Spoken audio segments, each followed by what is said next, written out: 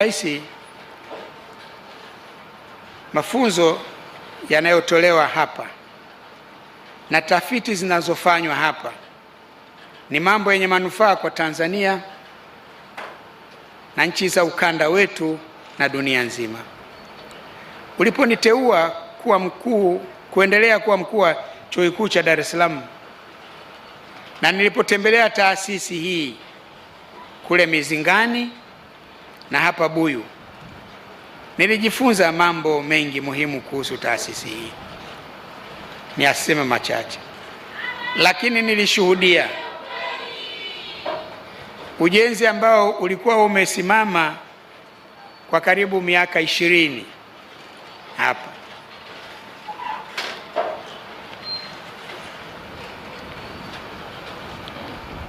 Mimi nilizani ule msingi umeoza.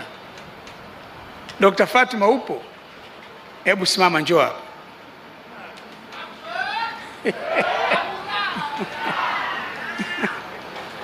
Anaasisi huyu mkuu wa idara gani? Mkuu wa idara ipi? Mkuu wa idara ipi? Fatuma.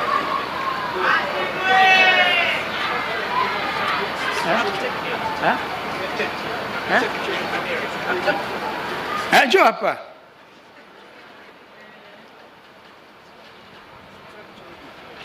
Kampa mkono rais.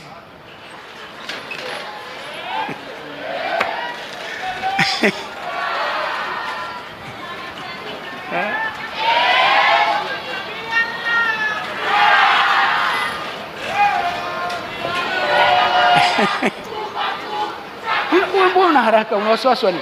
Dr. Fatuma huyu ni binti hapa Zanzibar, Zanzibari huyu, lakini ni senior lecturer pale Chuo Kikuu cha Dar es Salaam, mhadhiri mwandamizi kwa lugha ya Kiswahili. Sasa hivi anasubiri kuwa profesa tu wakati wowote. Nacheka, huamini? Inshallah. Huyu yeye katika shughuli zote za ujenzi, huyu ndio mtaalamu. Sasa siku ile niliposema nimekuja nimeona msingi umeoza, akanambia haukuoza, mbele ya Rais Mwinyi. Nikamwambia nakuheshimu kwa utaalamu wako, na ni kweli msingi haukuoza.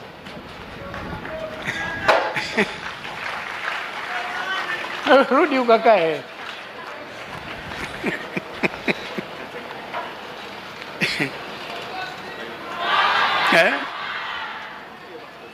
Mpigieni makofi.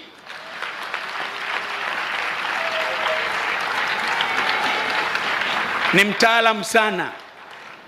Huyo ni mtaalamu wa architecture. Wa uchoraji na usanifu wa majengo huyo.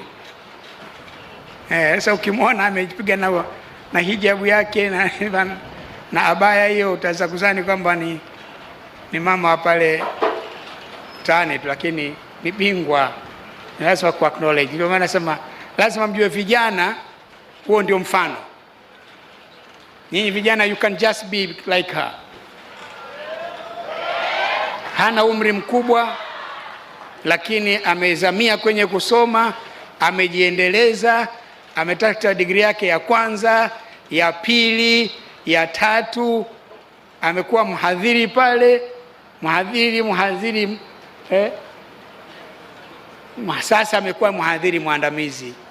Lakini yeye ndio tunayemtegemea kwa kutoa maoni ya kitaalamu kwenye kazi zote tunazozifanya hizi za ujenzi kila mahali tunapokwenda. Kwa hiyo Fatuma, nitaka lazima watu wajue, tunaweza kupata sifa sisi, lakini wako ambao ndio wenyewe hasa wanaomenyeka usiku na mchana kuhakikisha kwamba kazi hizi zinakwenda vizuri. Kwa Fatuma, ndio maana nitaka watu wajue tu kwamba upo, lakini kila ukimleta na wasiwasi kwamba nitachukuliwa na serikali na yeye anataka mpaka awe profesa, utakuwa tu. Mheshimiwa Rais, tulifanya juhudi mbalimbali kupata fedha ili kukamilisha awamu ya pili ya jengo ambalo ni pacha ya lile la kwanza. Kwa msukumo wako tukapata mgao wa fedha za mradi wa HEET uliotuwezesha kukamilisha ujenzi kama tunavyosherehekea leo. Bila uamuzi wako Mheshimiwa Rais, huenda mpaka leo tungebaki na ule msingi ambao mimi nilikuwa nasema umeoza, Fatuma akaniambia haujaoza. Kwa kweli ule msingi ulikuwa unaharibu sura na mandhari ya taasisi yetu hapa Buyu. Mheshimiwa, siku ya leo tunayo furaha kubwa kwamba hatimaye uongozi wako thabiti na serikali ya awamu ya 6, ujenzi huu sasa umekamilika baada ya miaka 20 ya kusubiri. Leo tumeshuhudia matokeo mazuri ya uamuzi wako wa busara na maamuzi yenye mwelekeo wa kimaendeleo. Ninakushukuru kwa dhati kwamba ulisikiliza kilio chetu kwa muda mrefu na kuchukua hatua mwafaka bila ajizi. Umetupatia suluhisho. Hakika wewe ni Samia Suluhu.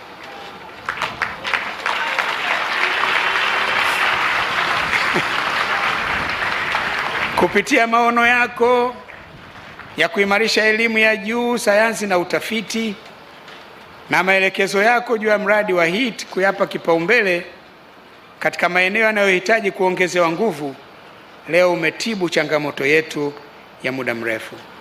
Pokea shukrani zetu za dhati Mheshimiwa Rais.